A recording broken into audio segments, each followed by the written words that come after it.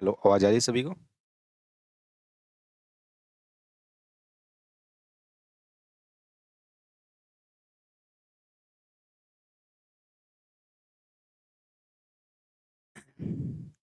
A very warm welcome to all of you. मैं अक्षय आप सभी का स्वागत करता हूँ एक एग्रीकल्चर के बेहतरीन प्लेटफॉर्म पर, जिसका नाम है agriculture by Akshay sir. I hope कि आप सब ठीक होगे, स्वस्थ होगे और बहुत ही बेहतरीन ढंग से आप पढ़ाई कर रहे होगे। मैं आप सभी का हार्दिक स्वागत करता हूँ इस बेहतरीन प्लेटफॉर्म पर या मंच पर कह सकते हो। एग्रीकल्चर का ये बेहतरीन मंच है।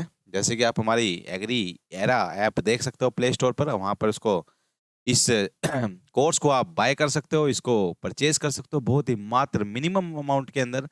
ठीक है, और एक बार जब परचेज करने से पहले एक बार क्वेरीज में आप कॉल कर सकते हो। कॉल करके आपका अगर कोई भी समस्या आती है तो आप उस पर अपनी समस्या का निवारण कर सकते हो, दूर कर सकते हो। ठीक है, जैसे कि हमारी ये जो सेशन चल रहा है भाई हमारा, बहुत ही बेहतरीन तरीके से हम पढ़ाएंगे। किसके अंदर आप एग्रीकल्चर के अंदर जितने भी आपके एग्रीकल्चर के जो क्वेश्चंस आते हैं भाई, HU 6th year base exam के अंदर जितने भी आपके एग्जाम में क्वेश्चंस आते हैं डियर आपके, जो आ चुके हैं आपके, वो सब डिस्कस कर रहे हैं हम बहुत ही बेहतरीन तरीके से। एक एक क्वेश्चन को खोला जा रहा है बहुत ही बेहतरीन तरीके से। आई होप कि आप सभी को समझ भी आ रहा होगा ये सब बातें। और हम जिस तरीके से मैं क्वेश्चंस को करा रहा हूँ, इसी तरीके से हम क्लास के अंदर सब कुछ चीजें डिस्कस करते हैं भाई, बहुत ही बेहतरीन तरीके से और बहुत ही बढ़िया तरीके से। आई होप कि आप इसी तरीके से मेहनत कर रहे होगे और बहुत अच्छी मेहनत कर रहे होगे, और आपकी मेहनत का जो परिणाम है वो जल्दी आपका आएगा। ठीक है डियर, आज मैं लाया हूँ आप सभी के सामने 2017 का क्वेश्चन पेपर। 2000 प्रीवियस ईयर का जो 10th ईयर का एग्जाम होता है उसका 2000 का प्रीवियस ईयर का जो 2017 का क्वेश्चन पेपर है, वो मैं आज आप सभी के सामने लेकर आया हूँ, आप सभी के समक्ष लेकर आया हूँ। और आप सभी को मैं बताना चाहूंगा कि बहुत ही आसान पेपर है, बहुत ही बिल्कुल जितना आपका एग्जाम से पहले जितनी तैयारी कराई जाती है वो बहुत मोर देन सफिशिएंट है। इतनी ज्यादा प्रैक्टिस कराई जाती है आपको। पहले क्वेश्चन कराए जाए, पहले आपको सिलेबस करवाया जाएगा, सिलेबस की रिवीजन कराई जाएगी। रिवीजन करवाने के बाद आपका 2000 से 4000 क्वेश्चन, 2000 से 4000 क्वेश्चन की प्रैक्टिस अलग कराई जाएगी। देखो इतनी सब चीजें आपको करवाई जा रही है। अगर आप कोर्स की अमाउंट की फीस के अगर अगर 1 रुपए का एक क्वेश्चन के हिसाब से भी लगाए ना, जब भी आपका बहुत ज्यादा अमाउंट है आपका, आपका वर्थ रहेगा, आपका ये जो आपका कोर्स रहेगा आपका बिल्कुल फ्रूटफुल रहेगा आपका, बिल्कुल बेहतरीन तरीके से आपको सब चीजें पता लगेगी डियर। देखिए भाई, समझिए, अब स्टार्ट करते हैं भाई एग्रीकल्चर का पोर्शन ये हमारा। स्टार्ट करते हैं भाई यहाँ से। ठीक है, देखिए सबसे पहले क्या है भाई, सीड ऑफ सोयाबीन। जो सोयाबीन होता है भाई, सोयाबीन जिसको पुअर मैन मीट बोला जाता है, क्या बोला जाता है इसको डियर? पुअर मैन मीट बोला जाता है। पुअर मैन मीट इसको बोला जाता है, पुअर मैन मीट इसको बोला जाता है। सबसे ज्यादा ट्रांसजेनिक क्रॉप बोले तो इसके जीन के अंदर चेंज करने के बाद इसको इस्तेमाल में लाया जाना, यानी जेनेटिक इंजीनियरिंग के द्वारा जो सबसे पहले नंबर पे फसल है ना ऑल ओवर वर्ल्ड के अंदर, इसी को ग्रो किया जा रहा है, सोयाबीन को पुअर मैन मीट बोला था। क्योंकि इसके अंदर, क्योंकि भाई डियर इसका जो सोयाबीन है ना, इस सोयाबीन के अंदर मेनली अपा अपा इसको ऑयल सीड क्रॉप मानते हैं। इसको ऑयल सीड यानी तेल के लिए, तेल इसके अंदर 20% होता है और प्रोटीन इसके अंदर 42% होता है। हालांकि उसके बाद भी हम इसको ऑयल सीड यूज करते हैं। क्यों? क्योंकि जो इसका ये जो इसका इसका जो अंदर इसके अंदर एक लाइपोक्सिडेज जो एंजाइम होता है ना, वो एंटी ट्रिप्सिन का काम करता है। ये क्या करता है, हमारे फैट को जो तोड़ते हैं ना जो एंजाइम, उसको काम करने का रोक देता है। तभी इसको आप रा कंज्यूम नहीं करते, इसको कच्चा कंज्यूम नहीं करते किसको, सोयाबीन को। तो हम इसको क्या करते हैं, पका कर खाया जाता है। क्या इसको पका कर इसको इस्तेमाल में लिया जाता है डियर? इसको सोयाबीन को पकाकर इसको इस्तेमाल में ले लेते हैं, कुक्ड। ठीक है, और इसका बाय प्रोडक्ट हम इस्तेमाल करते हैं। क्या करते हैं, इसका बाय प्रोडक्ट इस्तेमाल में करते हैं, जैसे कि सोया चाप होगी, सोया पनीर हो गया, सोया मिल्क हो गया। ये सब चीजें इसका इस्तेमाल में ली जाती है, इस्तेमाल की जाती है किसके अंदर, अपा सोयाबीन के अंदर। ठीक है डियर, सोयाबीन अभी अमेजोन के जो जंगल है, अमेजोन के जंगल काटे जा रहे हैं, क्यों? सोयाबीन की खेती के कारण। और सबसे ज्यादा यूएस से ग्रो कर रहा है इसको, यानी यूएस देश सबसे ज्यादा क्या कर रहा है, इसको ग्रो कर रहा है सोयाबीन को। मैंने अभी बताया क्या है, इसके अंदर 20% तो क्या होता है, प्रोटीन होता है। 40% क्या होता है इसका, 40 से 42% क्या होता है इसके अंदर, ऑयल होता है। तो ये है इसका ऑप्शन। तो ये है इसका नहीं नहीं, ये नहीं है, नहीं। प्रोटीन है 40%। प्रोटीन कहाँ दिख रहा है 40%? ये रहा, ये रहा, ये है, बी है इसका आंसर। क्या रहेगा इसका आंसर?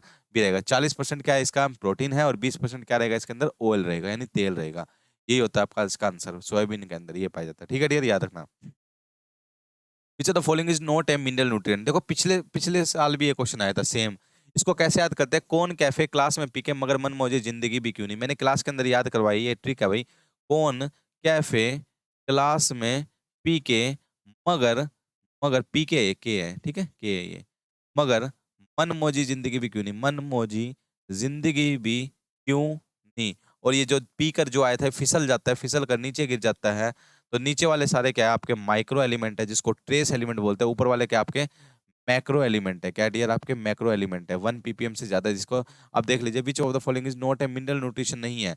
मैग्नीशियम है आपका, है इसके अंदर मिनरल। सल्फर है आपका, सल्फर भी आपका ये रहा, सल्फर भी है। आयरन भी है आपका, ठीक है, आयरन भी आपका ये रहा।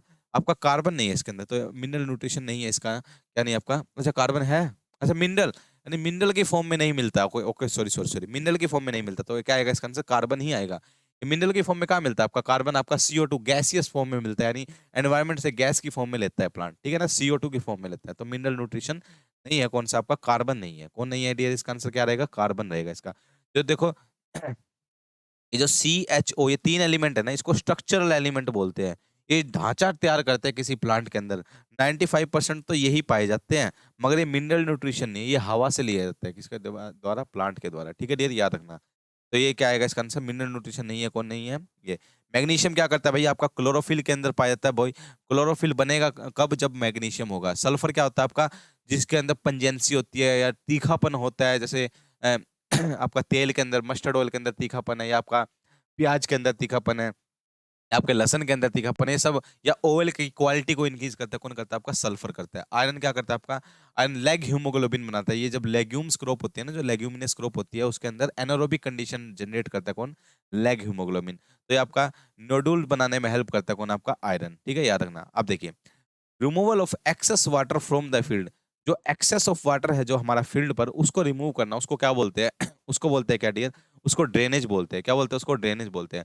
माइक्रो इरिगेशन क्या होता है भाई, जो आपका drip irrigation, drip irrigation plus sprinkler irrigation, इसी को बोलते हैं क्या, माइक्रो इरिगेशन बोलते हैं। इसको मॉडर्न मेथड ऑफ इरिगेशन भी बोला जाता है, ठीक है। माइक्रो इरिगेशन क्या होता है आपका, ड्रिप और ड्रिप इरिगेशन, यानी फुहारा सिस्टम जिसको बोलते हैं। स्प्रिंकलर, सॉरी, स्प्रिंकलर सिस्टम जिसको फुहारा सिस्टम बोलते हैं। ड्रिप इरिगेशन बूंद बूंद सिंचाई जिसको बोला जाता है, ठीक है डियर।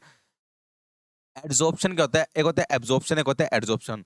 मान लेते हैं भाई, देखिए कई बार देखा होगा आपने देखो कहीं आपने वो ले ली, फोम ले ली, फोम को पानी में डाल दिया, तो पानी के अंदर अब वो पानी कहाँ चला गया, एब्जॉर्ब हो गया, यानी क्या हो गया, एब्जॉर्ब हो गया, यानी उसके अंदर चला गया। अब आपने कोई स्क्रीन ली, जैसे मैंने स्क्रीन है भाई, यानी फोन की स्क्रीन है, अपने फोन की स्क्रीन पर पानी डाल दिया, क्या वो अंदर चला गया, क्या पानी अंदर चला गया, क्या ये घुल गया, नहीं, वो एड्सॉर्ब, यानी ऊपर की तरफ ही, ऊपर की परत ऊपर ही मिलेगी उसकी, ठीक है ना, तो उसको बोलते हैं एड्सॉर्प्शन। ठीक है डियर, याद रखना। आगे क्या, कंजर्वेटिव टिलेज क्या होता है। कंजर्वेटिव टिलेज 3 तरीके के टिलेज होते हैं इंटेंसिटी के हिसाब से। इंटेंसिव टिलेज, रेड्यूस्ड टिलेज और कंजर्वेटिव टिलेज। इंटेंसिव टिलेज जिसको इंटेंसिव, जिसको कन्वेंशनल टिलेज भी बोलते हैं, जिसमें आप इतनी बुरी तरीके से टिलेज करते हैं कि उसमें रेजिड्यू कितना परसेंट बच जाता था, सिर्फ 15% बच जाता था, ठीक है। और जब 15 से 30% रेजिड्यू यानी पराली बच जाए टिलेज करने के बाद, उसको बोलते हैं रेड्यूस टिलेज। जब 50 से 100% जब रेजिड्यू बच जाता है, उसको बोलते हैं क्या, उसको बोलते हैं कंजर्वेटिव टिलेज। क्या बोलते हैं उसको, कंजर्वेटिव। इसके अंदर 3 तरीके के आते हैं, क्या आता है आपका, ये जीरो टिलेज आता है, मिनिमम टिलेज आता है, स्ट्रिप टिलेज आता है, ये इस टाइप के टिलेज आते हैं इसके अंदर। तो कंजर्वेटिव टिलेज के अंदर यही आता है, जीरो टिलेज को नो टिलेज बोलते हैं, स्ट्रिप टिलेज आएगा इसका आंसर, मिनिमम टिलेज, तो ऑल ऑफ दीज आएगा इसका आंसर। क्या आएगा डियर, ऑल ऑफ दीज। इसका आंसर क्या रहेगा, कंजर्वेटिव टिलेज के अंदर, यानी संरक्षित रखना है। ये किसको बढ़ावा देता है, केमिकल्स को बढ़ावा देता है। आप टिलेज वाला चैप्टर आप पढ़ोगे ना, बहुत ही बेहतरीन तरीके से आपको सारी चीजें समझ आ जाएगी, और ये मैंने यहाँ भी आपको सारी चीजें समझा भी दी है वैसे भी, ठीक है dear. Average rainfall of India, वैसे तो इसका 1190 mm है। अब 1190 mm को अगर सेंटीमीटर में चेंज करना है तो 10 से डिवाइड कर देते हैं, तो क्या आ गया, 119 सेंटीमीटर आ गया। क्या आ गया डियर, 119 सेंटीमीटर। कहाँ लिखा है कुछ यहाँ पर, ये रहा, ये इसका आंसर रहेगा ए, 119 सेंटीमीटर रहेगा इसका आंसर। क्या रहेगा, 119 सेंटीमीटर रहेगा इसका आंसर, ठीक है डियर। याद रहेगी इतनी बात, सभी को याद रहेगी डियर, चले भाई, ठीक है। देखिए नेक्स्ट देखिए, विच one of the following is C4 plant. C4 plant कौन सा है इनके अंदर, इसके अंदर C4 प्लांट बताना है, C4 प्लांट कौन सा है। देखो एक होता है आपका, देखिए हमने क्या करा, बीज की बिजाई कर दी, हमने क्या करी, बीज की बिजाई कर दी। अब बीज की बिजाई करने के बाद यहाँ से प्लांट निकलेगा। अब प्लांट निकलने के बाद यहाँ से पत्तियां निकलनी शुरू होगी, यानी लीव्स। एक सबसे पहली लीव्स बनते हैं, जिसको बोलते हैं क्या, इसको बोलते हैं क्या, फोटोसिंथेसिस लीव बोलते हैं, इसको फ्लैग लीफ बोलते हैं। क्या बोलते हैं इसको, फ्लैग लीफ बोलते हैं। 52% फोटोसिंथेसिस यही करता है, फ्लैग लीफ ही करता है। 52 फोटोसिंथेसिस कौन करता है आपका, फ्लैग लीफ ही करता है। अब एक बात समझिए डियर, इसके अंदर जो फ्लैग लीफ होते हैं ना, जो फ्लैग लीफ होते हैं 52% फोटोसिंथेसिस। अब यहाँ पर फोटोसिंथेसिस होना शुरू हो जाती है। जो फोटोसिंथेसिस होती है ना, तो सबसे पहला फर्स्ट प्रोडक्ट बनता है, फर्स्ट स्टेबल प्रोडक्ट बनता है, फर्स्ट स्टेबल प्रोडक्ट बनता है। तो वो फर्स्ट स्टेबल प्रोडक्ट या तो बनता है पीजीए, क्या बनता है पीजीए, जिसको बोलते हैं फॉस्फोग्लिसरिक एसिड, क्या बोलते हैं फॉस्फोग्लिसरिक एसिड, या बनेगा ओएए, ऑक्सैलो एसिटिक एसिड, या तो बनेगा फॉस्फोग्लिसरिक एसिड या बनेगा ऑक्सैलो एसिटिक एसिड। जो फॉस्फोग्लिसरिक एसिड होता है उसके पास 3 कार्बन होते हैं, कितने कार्बन होते हैं 3 कार्बन। और जो ऑक्सैलो एसिटिक एसिड होता है डियर, इसके पास 4 कार्बन होते हैं, कितने कार्बन होते हैं 4 कार्बन, ठीक है। अगर ओ ए बने तो उसको बोलते हैं C4 प्लांट, और अगर जिसमें पीजीए बने, जिसमें फॉस्फोग्लिसरिक एसिड बने, उसको बोलते हैं क्या C3 प्लांट, उसको क्या बोलते हैं।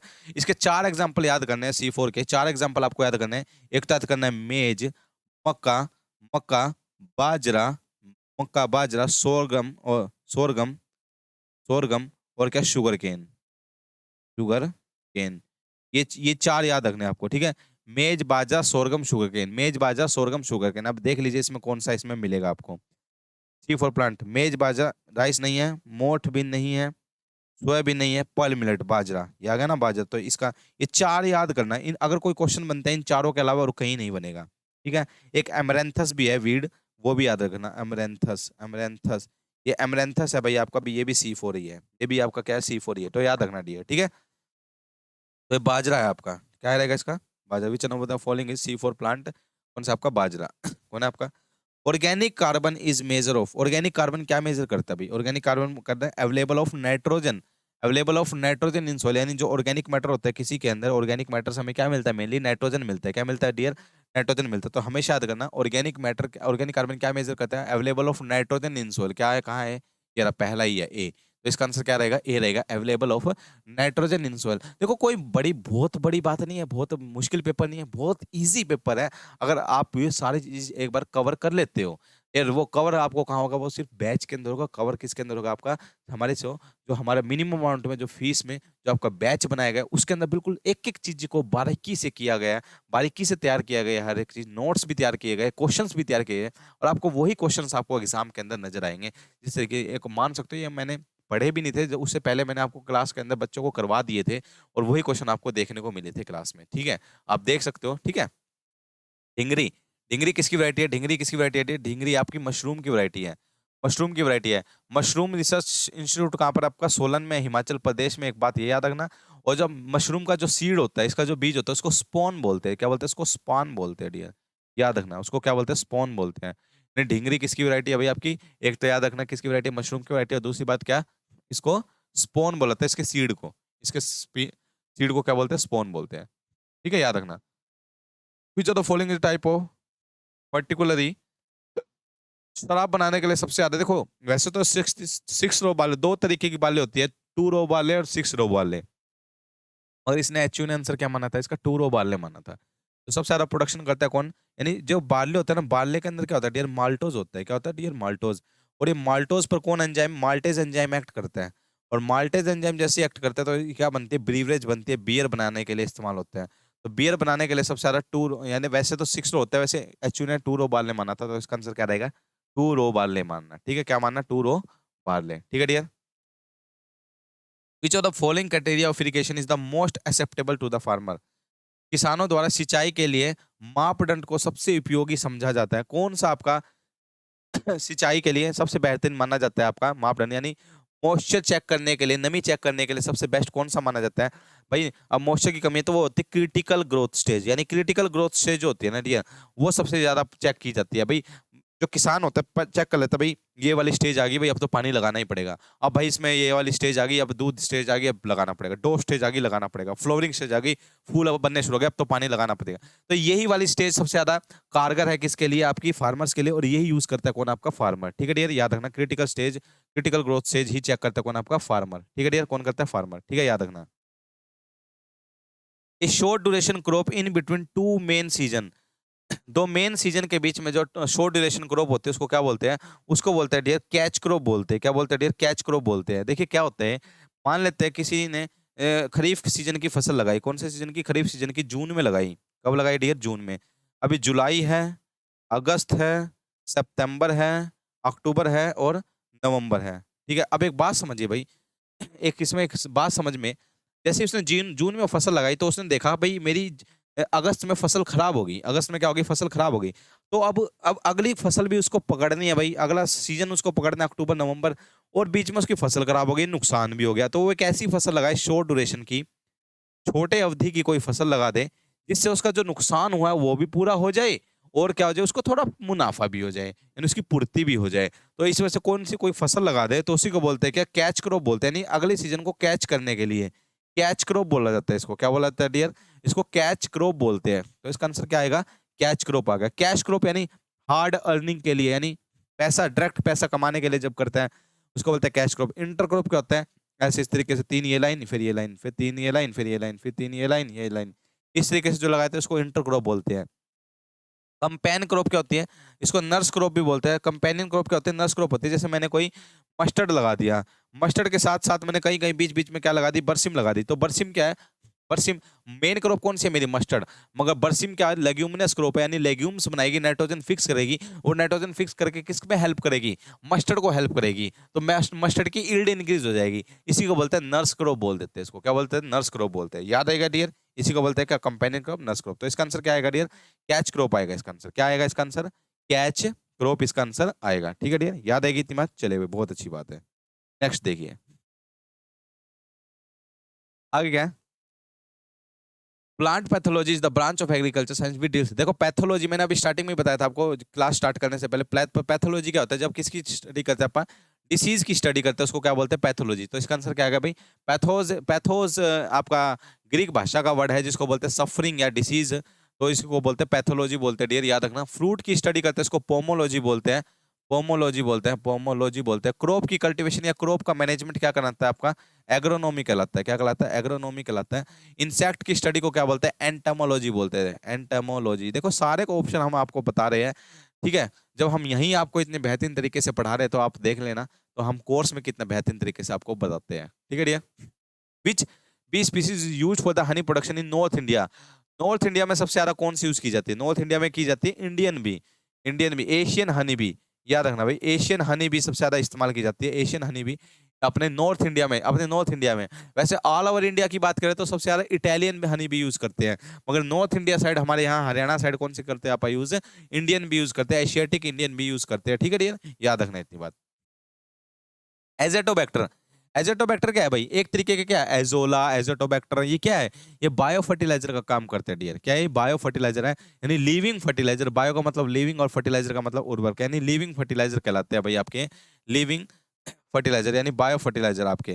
तो ये क्या है, एजोला। एजेटोबैक्टर कहाँ डलता है आपका, सीरियल्स में डलता है। कहाँ डलता है आपका, सीरियल्स में डलता है। जैसे आपका एजोस्पाइरेलम है, एक एजोस्पाइरेलम होता है, एजोस्पाइरिलम, एजोस्पाइरेलम किस में डलता है आपका, ये आपका डलता है बाजरा में, बाजरा में डलता है, सोरगम में डलता है एजोस्पाइरेलम। ठीक है। अगर बात करें एजोला, एजोला कहाँ डलता है, एजोला डलता है आपका पैडी के अंदर। कहाँ डलता है आपका, पैडी के अंदर या राइस के अंदर डलता है आपका। ठीक है डियर, याद रखना। ठीक है, नेक्स्ट देखिए, स्प्रिंकलर इरिगेशन। स्प्रिंकलर इरिगेशन भाई कहाँ पर यूज करते हैं, मैंने बताया भी था, अनड्यूलेटेड लैंड और स्लाइन सोइल के अंदर इसको यूज किया जाता है। लोमी में नहीं करेंगे, लोमी में नहीं करेंगे, क्ले में नहीं, सैंडी सोइल के अंदर इसको इस्तेमाल करते हैं। राजस्थान में सबसे ज्यादा करते हैं भाई आपका, ये आपका या तो अनड्यूलेटेड या उबड़ खाबड़, अनड्यूलेटेड, अनड्यूलेटेड बोलते हैं उबड़ खाबड़ जगह वहां पर करते हैं इसको इस्तेमाल, या सलाइन सोइल कर ऊपर इसको इस्तेमाल किया जाता है। स्प्रिंकलर इरिगेशन या फुहारा सिस्टम होता है आपका, 80% इसकी क्या होती है आपकी एफिशिएंसी होती है इसकी, 80 प्रेशर होता है 25 2.5 से लेके 4.5 किलोग्राम पर सेंटीमीटर के इसका प्रेशर होता है। इसके 1 घंटे के अंदर इसमें 1000 लीटर पानी यूज होता है। कितना होता है, 1000 लीटर इसमें पानी यूज होता है।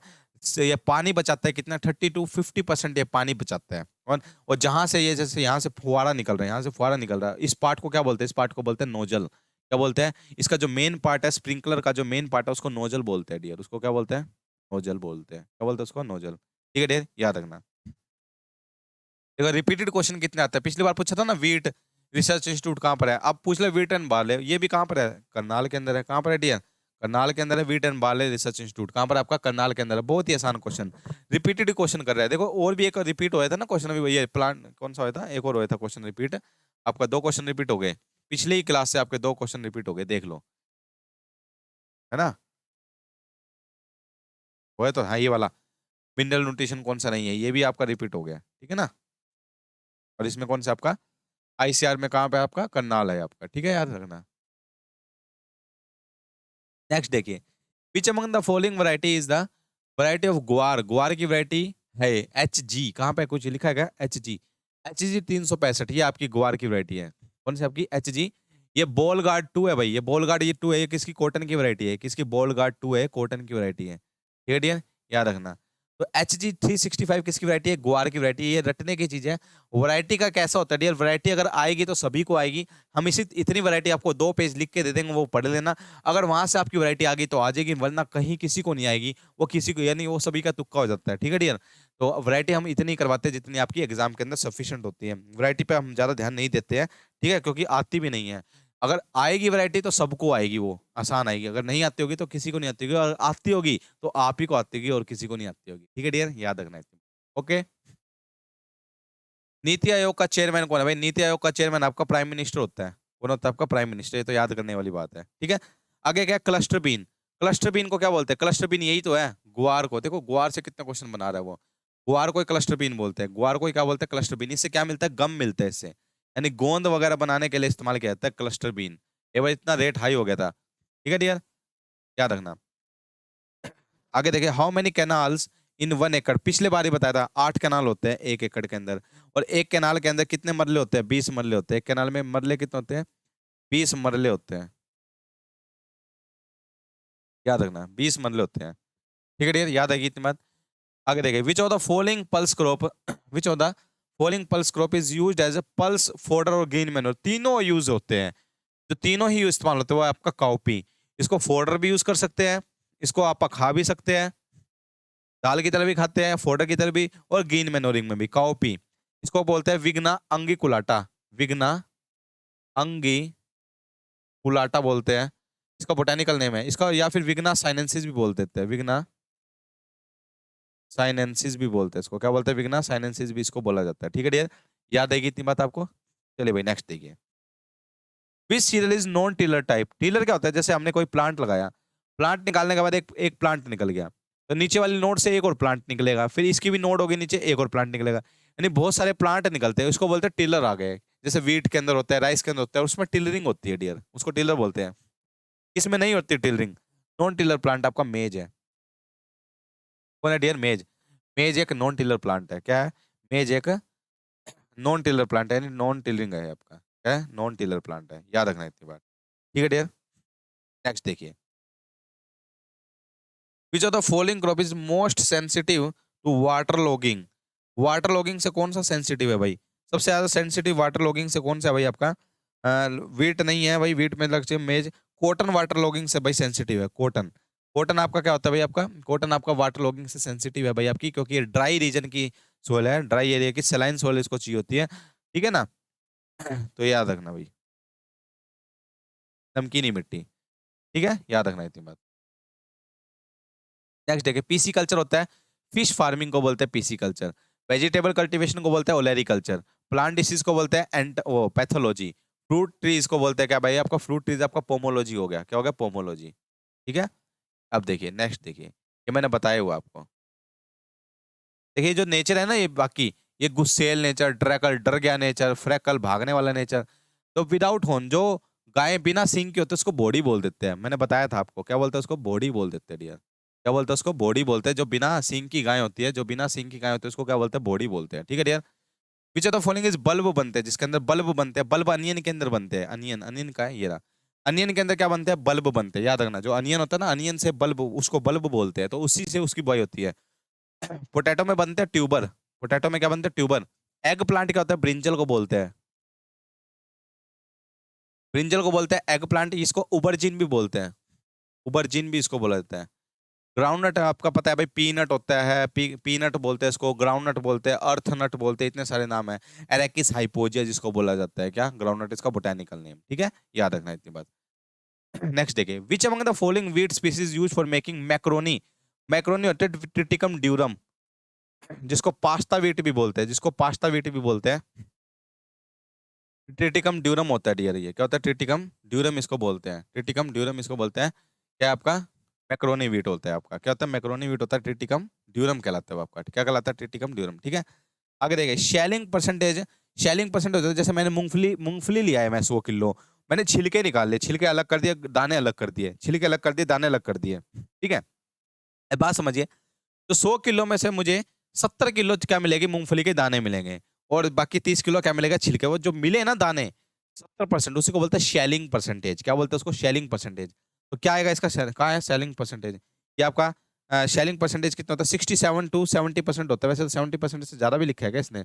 70% से ज्यादा भी हो सकता है, वो डिपेंड करता है भाई। वैसे 66 ये लिखना, मोर देन 70% हो सकता है, इतना मिलता है भाई अपना। 70% से ज्यादा मिल जाता है, कोई दिक्कत वाली बात नहीं है, ठीक है। शेलिंग परसेंटेज ग्राउंडनट के अंदर याद रखना।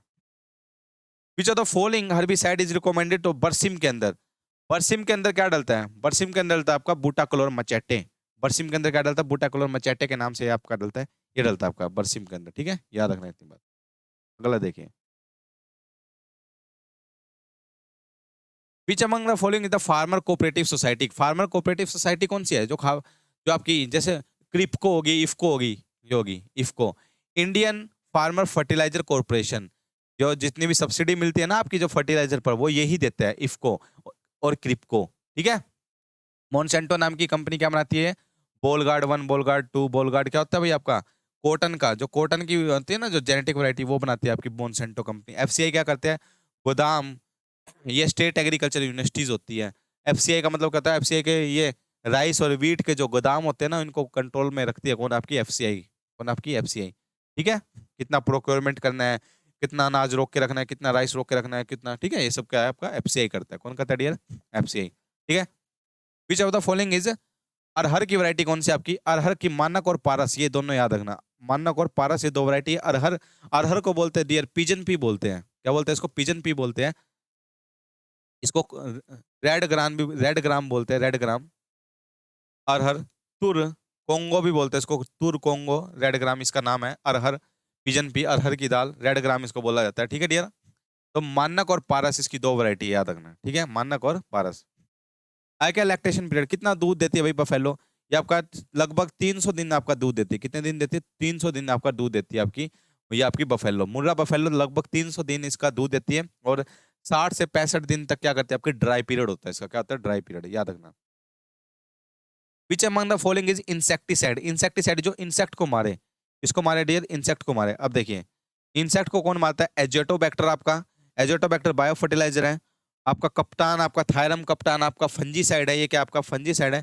मैको भी आपका हर्बिसाइड है। और रोगर, रोगर आपका यूज होता है भाई इंसेक्टिसाइड में। इंसेक्टिसाइड में क्या यूज होता है आपका? रोगर।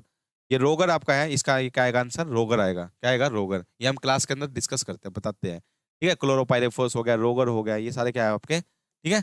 आगे देखें, रिकमेंडेड सीड ऑफ ढैचा। ढैचा का रिकमेंडेड सीड रेट कितना होता है आपका? इसका होता है आपका 50 kg। कितना होता है? 50 kg इसका सीड रेट होता है भाई। सन हेम्प, यानी सन हेम्प क्या होता है? ढैंचा। ढैंचा और सन हेम्प ये अलग अलग है भाई। ढैंचा अलग है, सन हेम्प अलग है।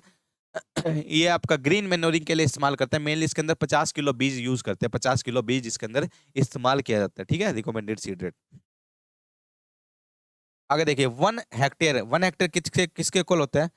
1000, 10,000 मीटर स्क्वायर के, 10,000 मीटर स्क्वायर के इक्वल होता है क्या? 1 हेक्टेयर। 1 हेक्टेयर, 1 हेक्टेयर कितने के इक्वल होता है? 10,000 मीटर स्क्वायर को। अरे 1 एकड़ की बात करें, 1 एकड़ कितने का होता है? 4,000 मीटर स्क्वायर, 4,000 मीटर स्क्वायर। और 1 हेक्टेयर के अंदर कितना होता है भाई? 1 हेक्टेयर के अंदर 2.5 कैनाल होते हैं, यानी 2.5 एकड़ होते हैं। 1 हेक्टेयर के अंदर कितना होता है? 2.5 एकड़ होते हैं, याद रखना इतनी बात। इतनी बात याद आएगी यार आपको? चले भाई, बहुत अच्छी बात है। कासनी चिकोरी, ये किसकी वीड है? कासनी चिकोरी, ये मैं क्लास के अंदर बहुत बुलवा बुलवा के याद करवाता हूँ। कासनी किसकी वीड है? ये है बरसिम की। किसकी है डियर? बरसिम की वीड है आपकी। किसकी है? बरसिम की। मेज में लगता है नुनिया, मेज में सबसे ज्यादा क्या लगता है? नुनिया वीड लगता है। मस्टर्ड में लगता है ओरोब्रेंके। मस्टर्ड में क्या लगता है? ओरोब्रेंके। दोनों मस्टर्ड है क्या? हाँ, इसमें क्या लगता है? ओरोब्रेंके लगता है, इसके अंदर ओरोब्रेंचे लगता है। क्या लगता है? टोटल रूट पैरासाइट होता है वो। क्या होता है? टोटल रूट पैरासाइट, क्लास में बताया मैंने आपको, ठीक है डियर, याद रखना। रेपसीड एंड मस्टर्ड की फैमिली क्या भाई? क्रूसीफेरी। क्रूसीफेरी क्या है? रेपसीड और मस्टर्ड की फैमिली क्या है? क्रूसीफेरी है भाई इसकी फैमिली। और इसका एक नाम और है, क्रूसीफेरी का एक नाम और है डियर, क्या? ब्रासिकेसी भी बोलते हैं इसको। क्या बोलते हैं? ब्रासिकेसी। क्या बोलते हैं इसको? ब्रासिकेसी भी बोलते हैं डियर, याद रखना इतनी बात, ठीक है। नेक्स्ट देखिए, what is the most important source of irrigation? Most important source of irrigation किस में पूछा है? भारत में, इंडिया में? इंडिया में इन्होंने क्या मानना है भाई? कैनाल ही मानना है। इंडिया में इन्होंने क्या मानना है भाई? इंडिया में इन्होंने क्या मानना है? कैनाल ही मानना है। पहले भी कैनाल मानने थे, अब कैनाल ही मानेंगे, ठीक है? कैनाल ही लिखना। ओ सॉरी सॉरी, इंडिया में, सॉरी इंडिया में। देखो पिछले साल क्वेश्चन आया था यही सेम, तो इन्होंने मान लिया क्या? ट्यूबल। अब इस, सॉरी पिछले बार मानना है कैनाल। अब ये जब ये वाला 2017 की बात कर रहे हैं ना, 2017 में इन्होंने पता क्या आंसर माना था? ट्यूबल ही माना था। क्या माना था? ट्यूबल। अगर बात करें हरियाणा में की, हरियाणा में क्या करते हैं? कैनाल सिस्टम ज्यादा है हरियाणा में, क्या कैनाल। मगर अब की बार रिसेंटली एग्जाम में आया था, अब की बार इन्होंने मान लिया भाई कैनाल इंडिया के अंदर, अब की बार इन्होंने कैनाल मान लिया। पता नहीं क्या चक्कर है इनका, इनका भी कुछ वो नहीं है। अब ट्यूबल ही करना भाई, इंडिया के अंदर ट्यूबल ही सबसे ज्यादा इस्तेमाल होता है, ठीक है? हरियाणा कितने क्लाइमेटिक जोन के अंदर डिवाइड है? वैसे तो 3 क्लाइमेटिक जोन के अंदर डिवाइड है भाई हरियाणा, पर आप इसको 4 करेंगे क्योंकि नियर बाई यही है आपका 4 में, ठीक है भाई? क्या है? 4, ठीक है? मोस्ट फेटल खतरनाक डिसीज किसकी भाई? मोस्ट चिक की सबसे खतरनाक बीमारी कौन सी है?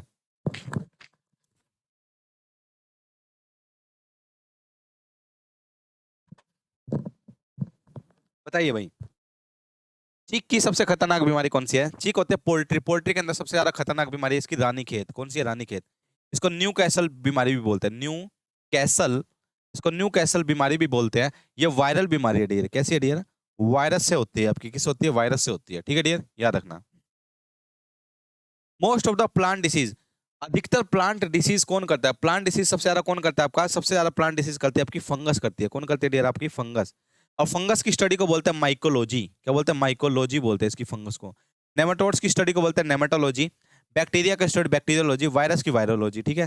तो याद रखना। अगर जो उसकी अलगी की स्टडी पूछे, अलगी, ठीक है, उसको बोलते हैं फाइकोलॉजी, ठीक है डियर? याद रखना, इतनी बात आप याद रखना इसके बारे में, ठीक है डियर? नेक्स्ट देखिए, efficiency of which nutrient element is generally observed in direct seeded.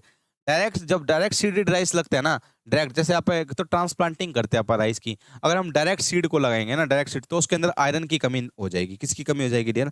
Iron की कमी देखने को मिलती है। तो इसका आंसर क्या आएगा? बिल्कुल प्यारा सा आयरन आएगा। इसका आंसर क्या आएगा डियर? आयरन आएगा।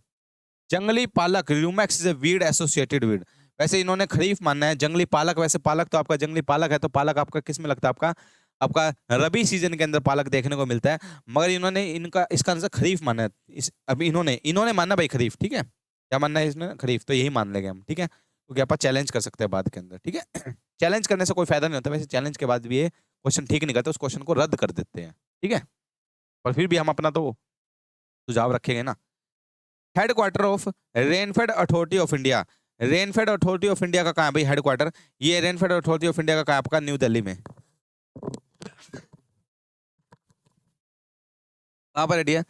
न्यू दिल्ली में आपको देखने को मिलता है रेनफेड अथॉरिटी ऑफ इंडिया का हेडक्वार्टर। कहाँ आपका? न्यू दिल्ली, ठीक है? याद रखना इतनी बात। नेक्स्ट देखिए,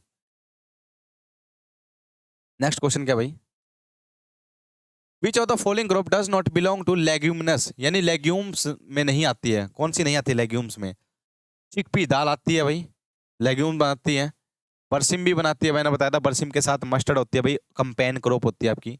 लेंटिल भी दाल आपकी। सनफ्लावर नहीं है डियर, सनफ्लावर आपका लेग्यूम नहीं बनाता। तो इसका आंसर क्या रहेगा? सनफ्लावर रहेगा। प्यारा सा आंसर रहेगा इसका, क्या? सनफ्लावर, ठीक है डियर? याद रखना। आगे देखें, विच ऑफ द फॉलोइंग, देखो बहुत बार आए, micro agent, bio control agent कौन है भाई आपका? इसको याद ही रख लेना, इसका ये है ट्राइकोडर्मा विरिडे। ट्राइकोडर्मा विरिडे, ये बहुत बार आ गया है क्वेश्चन। ट्राइकोडर्मा विरिडे ये बायोलॉजिकल कंट्रोल एजेंट होता है जो आप यूज करते हैं, माइक्रोबियल एजेंट होता है जो बायो कंट्रोल एजेंट होता है, आप यूज करते हैं, ठीक है? याद रखना। आगे, फुट एंड माउथ डिसीज किस में लगती है? फुट एंड माउथ, इसको खुर पका मुंह पका रोग बोलते हैं। वायरल बीमारी है आपका, कैटल्स के अंदर देखने को मिलती है। क्या? Mostly found in kettles. कहाँ है कैटल? ये रहा, कैटल्स के अंदर देखने को मिलती है आपकी फुट एंड माउथ डिसीज। बहुत ही आसान क्वेश्चन, बहुत ही प्यारा क्वेश्चन, बहुत ही अद्भुत क्वेश्चन, आपको याद हो गया होगा, ठीक है? देखो, downward movement of surface water is known है। भूमि की सतह से नीचे की ओर पानी को प्रवाह को क्या बोलते हैं? भूमि की सतह से जब पहला पानी अंदर जाता है, downward movement of surface soil water. Surface का सोयल का वाटर जब जमीन के अंदर घुसता है ना, उसको बोलते हैं इनफिल्ट्रेशन। क्या बोलते हैं? इनफिल्ट्रेशन। पिछले साल 2022 में भी आया क्वेश्चन, अभी 23 में जब हुआ था पेपर, इसमें भी आया, 2023 में भी आया क्वेश्चन, सेम क्वेश्चन, ठीक है? समझिए इस क्वेश्चन को, ठीक है? मान लेते भाई पानी है, ओ सॉरी ये एक जमीन है, या मान ले सोयल है। अब बारिश आई, बारिश आने पर सबसे पहले पानी ऊपर खड़ा होएगा। जब पानी ने सबसे पहली एंट्री ली, तो उसको बोलते हैं इनफिल्ट्रेशन। क्या बोलते हैं? इनफिल्ट्रेशन बोलते हैं डियर उसको। यानी यही तो बात कर रहे हैं, सरफेस सोयल वाटर का नीचे आना, सरफेस का सोयल का वाटर नीचे आना, उसको क्या बोलते हैं? इनफिल्ट्रेशन।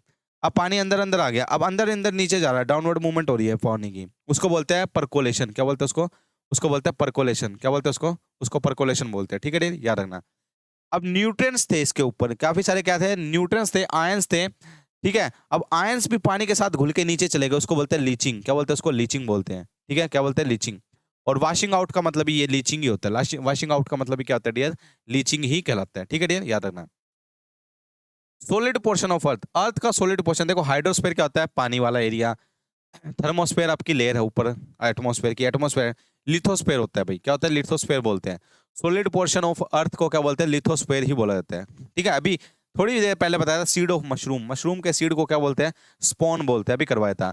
इसका रिसर्च इंस्टीट्यूट कहाँ पर आपका? कहाँ पर आपका इसका रिसर्च इंस्टीट्यूट मशरूम का? कहाँ पर आपका? कहाँ पर? सोलन के अंदर है। कहाँ डियर? सोलन के अंदर है। ठीक है डियर, याद रखना इतनी बात। याद आएगी इतनी बात? चले वो बहुत अच्छी बात है अगर इतनी बात आपको याद रहती है। ठीक है डियर। हाउ मच खोया ऑप्टेन फ्रॉम द, कितना खोया मिलता है? 1/4 हिस्से का लगभग मिलता है। 1/4 के हिस्से का लगभग आपका ये 1/3 के हिस्से के लगभग आपका 300 ग्राम आएगा इसका। 1 किलो में आप 300 ग्राम मावा निकाल लेते हैं, खोया बोलते हैं ना जिसको, मावा। 300 ग्राम निकाल लेते हैं। ठीक है, for transplanting of pearl millet, pearl millet बाजरा में करने के लिए देखो इसका थंब रूल है। 1 महीने की अगर फसल होगी तो 1 हफ्ते की ट्रांसप्लांटिंग लगेगी, यानी नर्सरी 1 हफ्ते की लगेगी। 2 महीने की होगी तो 2 हफ्ते की नर्सरी लगेगी। 3 महीने की फसल है तो 3 हफ्ते की। जो बाजरा होता है 90 दिन की होती है, और 90 दिन बोले तो तीन महीने की फसल है। तो कितने हफ्ते की नर्सरी लगेगी इसकी बाजरा के अंदर? 4 हफ्ते वाली। जैसे आपका वीट राइस है, राइस है तो 4 महीने की फसल है तो 4 हफ्ते की नर्सरी लगती है उसकी। तो इसकी 3 महीने की है तो कितने लगेगी? 3 वीक्स। याद रखना, थंब रूल है, याद रखना। क्या है डियर? थंब रूल है याद करने का। ठीक है डियर।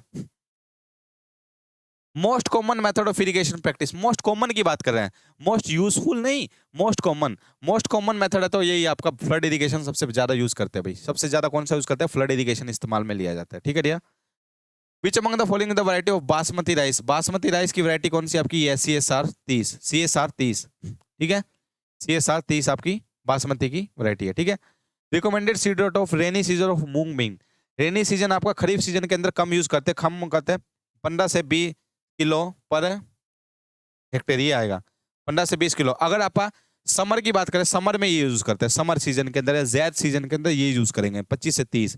वैसे आप 15 से 20 यूज करते हैं खरीफ सीजन के अंदर या फिर रेनी सीजन के अंदर, ज्यादा नहीं चाहिए होता है, बढ़िया ग्रो कर देती है। ठीक है, गोल्डन राइस में क्या पाया जाता है? विटामिन ए भरपूर मात्रा में पाया जाता है, बीटा कैरोटीन पाया जाता है भाई गोल्डन राइस।